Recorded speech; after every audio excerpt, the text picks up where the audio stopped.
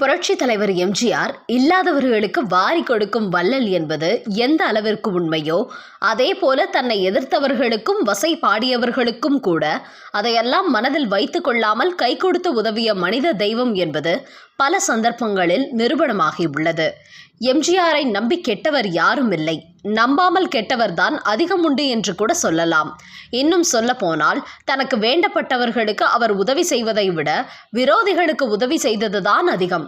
அந்த வகையில் எம்ஜிஆருடன் பல படங்களில் இணைந்து காமெடி நடிகராக நடித்தவர் அப்போது முன்னணி நடிகராக இருந்த மூன்றெழுத்து நடிகர் ஒருவர்.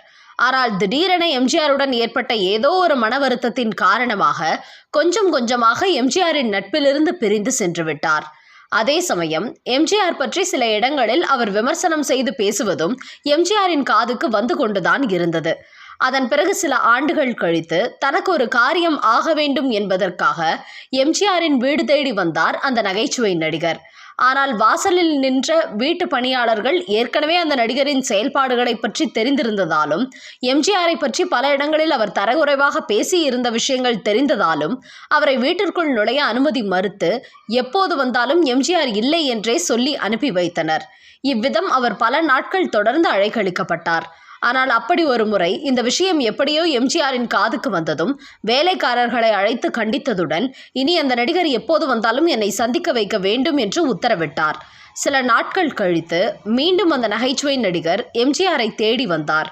இப்போது பணியாளர்கள் அவரை உள்ளே எம்ஜிஆரை சந்திக்க அனுப்பி வைக்கின்றனர். வீட்டிற்குள் நுழைந்து எம்ஜிஆரை பார்த்ததும் அவர் கண்ணீர் விட்டு அழத் துவங்குகிறார்.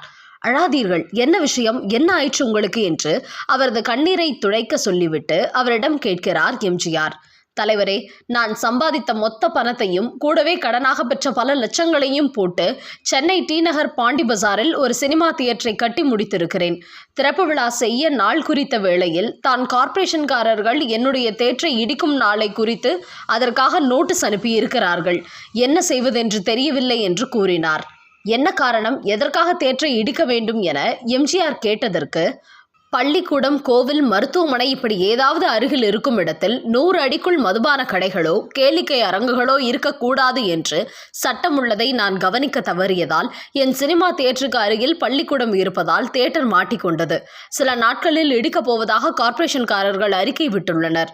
சினிமா தியேட்டரை இடிக்காமல் செய்து என்னை காப்பாற்றுமாறு வேண்டி கேட்டுக்கொள்கிறேன் என்று கூறினார் அந்த நடிகர். சரி, இப்போ நீங்கள் தைரியமாக வீட்டுக்கு போங்க, எதுவும் நடக்காமல் நான் பார்த்து கொள்கிறேன் என்று தைரியம் கூறி அவரை அனுப்பி வைத்தார் எம்ஜிஆர். என்ன இது, இப்படி ஒரு வரியில் பதில் சொல்லிட்டாரே, இது நடக்கக்கூடிய காரியமா, இல்லை நம்மை சமாதானப்படுத்துவதற்காக இப்படி சொல்கிறாரா? சரி, எல்லாம் விதிப்படி நடக்கட்டும் என்று புலம்பிக் கொண்டே வாசலை நோக்கி அந்த நடிகர் நடந்து கொண்டிருந்தார். அந்த நடிகரின் மனக்குமுறல் எம்ஜிஆருக்கு கேட்டதோ என்னவோ, உடனே தன் வேலைக்காரர்களை அனுப்பி மீண்டும் அந்த காமெடி நடிகரை வீட்டிற்குள் அழைத்து வரச் சொன்னார். அப்படி வந்தவரிடம், நீங்கள் தியேட்டர் திறப்பதற்கான திறப்பு விழா தேதியுடன் வாருங்கள், இனி தைரியமாக சொல்லுங்கள் என்று கூறியதும் தான் அந்த நடிகருக்கு மீண்டும் நம்பிக்கை வந்து அங்கிருந்து கிளம்பி சென்றார். அவர் சென்றவுடன் எம்ஜிஆர் உடனே தியேட்டர் எதிரில் இருக்கும் அந்த பள்ளிக்கூட நிர்வாகிக்கு ஃபோன் செய்தார். நான் சிஎம் பேசுகிறேன் என்று சொன்னதுமே எதிர்பக்கம், ஐயா சொல்லுங்கள் என்று பணிவுடன் கேட்டார் அந்த நிர்வாகி. உங்களுடைய பள்ளிக்கூடத்திற்கு முன்னாடி புதுசாக ஒரு தியேட்டரை கட்டியிருக்காங்க இல்லையா, அந்த பக்கம் தானே உங்களோட பள்ளிக்கூட வாசல் இருக்கிறது என்று கேட்க, ஆமங்கையா என்று சொல்லி இருக்கிறார் அந்த நிர்வாகி. அந்த வாசலை அடைத்துவிட்டு அதற்கு நேர் பின்புறம் உள்ள வாசலை திறந்து கொள்ளலாமா என்று கேட்க, ஐயா நீங்கள் பார்த்து சொல்லும்போது நான் மாட்டேன்னு சொல்ல முடியுமா என்று அவர் கூறியுள்ளார். எனக்காக இல்லை, அப்படி பின்பக்கம் வாசலை திறக்கும்போது பாண்டி பஜார் சாலையில் நெரிசலில் மாணவர்கள் மாட்டிக்கொண்ட அவஸ்தை ஏற்படவோ, விபத்து ஏற்படவோ, சௌகரிய குறைச்சல் ஏற்படவோ, மற்றபடி எந்தவித பாதிப்பு ஏற்படவோ வழியில்லை அல்லவா? அதனால்தான் இப்படி ஒரு மாற்று ஏற்பாடு சொல்கிறேன். அப்படி செய்வதனால் உங்கள் பள்ளி, தியேட்டர் 2 பேருக்கும் எந்தவித பாதிப்பும் பாதகமும் ஏற்படாதில்லையா என்று கேட்க, நீங்கள் சொல்வது 100க்கு 100 உண்மை ஐயா. நாளைக்கு என்னுடைய பள்ளிக்கூட வாசலை மாற்றிக்கொள்கிறேன். தியேட்டர் திறக்காமல் இருக்க நான் கொடுத்த மனுவையும் வாபஸ் பெற்றுக்கொள்கிறேன் ஐயா என்று கூறியுள்ளார் அந்த நிர்வாகி.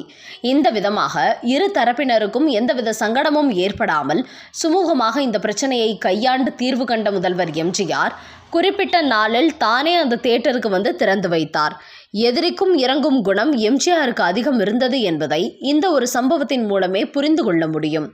தங்களுக்கு எதிராக பேசினார் என்பதனாலேயே தேவையே இல்லாமல் பலம் காட்டுகிறேன் என்கிற பெயரில் விஜயகாந்தின் கல்யாண மண்டபத்தை இடித்து தள்ளிய திமுக தலைவர் கருணாநிதி எங்கே? தனக்கு எதிராக பேசினாலும் கூட அவருடைய வாழ்வாதாரம் சொத்து பாதிக்கப்பட்டுவிடக் கூடாது என்கிற நல்லெண்ண அடிப்படையில் தியேட்டரை இடிக்காமல் காப்பாற்ற முயற்சி எடுத்த எம்ஜிஆர் எங்கே? மலைக்கும் மடுவுக்குமான வித்தியாசம் இல்லையா? நண்பர்களே, இந்த நகைச்சுவை நடிகர் யாராக இருக்கும் என கமெண்ட் பாக்ஸில் பதிவிடுங்கள்.